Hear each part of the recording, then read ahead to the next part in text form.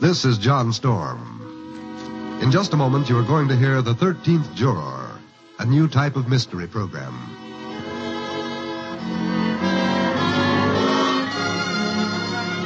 The 13th Juror has been created, written, and directed by Arnold Marquis, writer, producer of some of NBC's prize-winning programs, such as Unlimited Horizons, The Pacific Story, and The Fifth Horseman.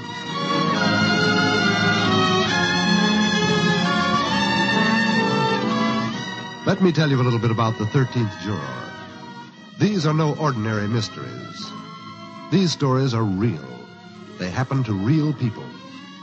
Some of them are as old as time, and others are as fresh as this morning's newspaper. But they all have the vibrant quality of having been lived.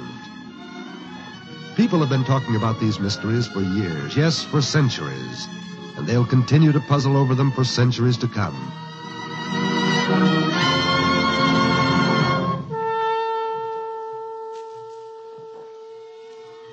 There are stories about people, for example, John Wilkes Booth.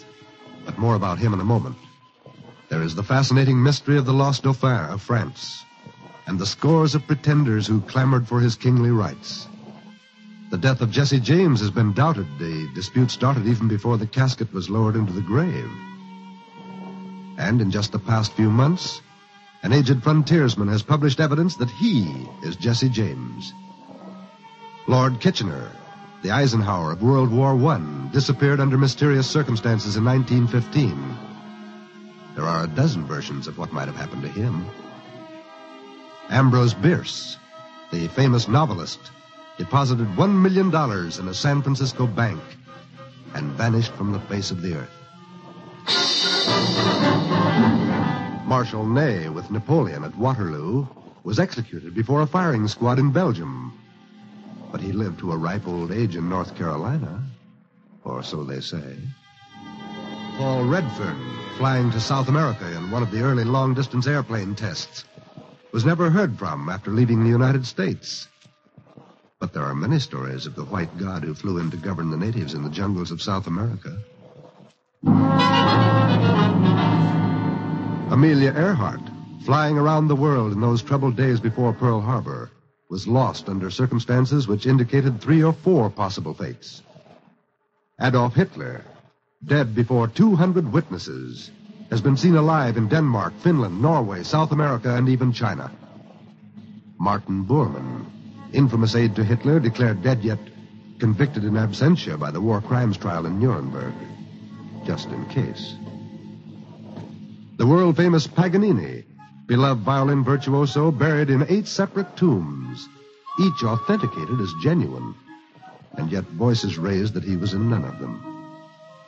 Theodosia Burr, talented and beautiful daughter of Aaron Burr, vanished at sea en route from Charleston to New York.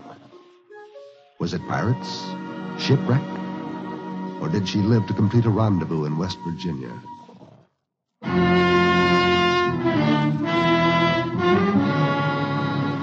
And there are stories of ships, too. The Flying Dutchman, for example, and many more. The Nazi training ship Karpfanger disappeared in the North Pacific just before World War II. A French scientific expedition outfitted with the finest of equipment vanished in the South Pacific. The 17,000-ton liner Waratah, en route to South Africa, was lost without a trace in the Atlantic. The Marie Celeste found adrift at sea with hot food in the galley, and not a living soul aboard. And there are other mysteries such as Roanoke Island, Angkor Wat, the Mayans, Stonehenge, Easter Island, and the continent of Atlantis.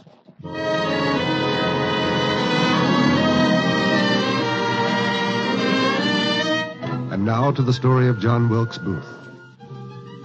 We have selected this story for audition because it's characteristic of the stories in this series.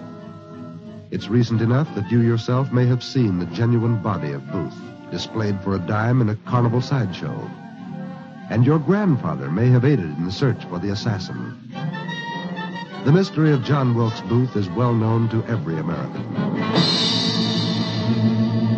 And yet, despite the years of investigation, despite the millions of words written about this mystery, the solution is no nearer than it was in 1865.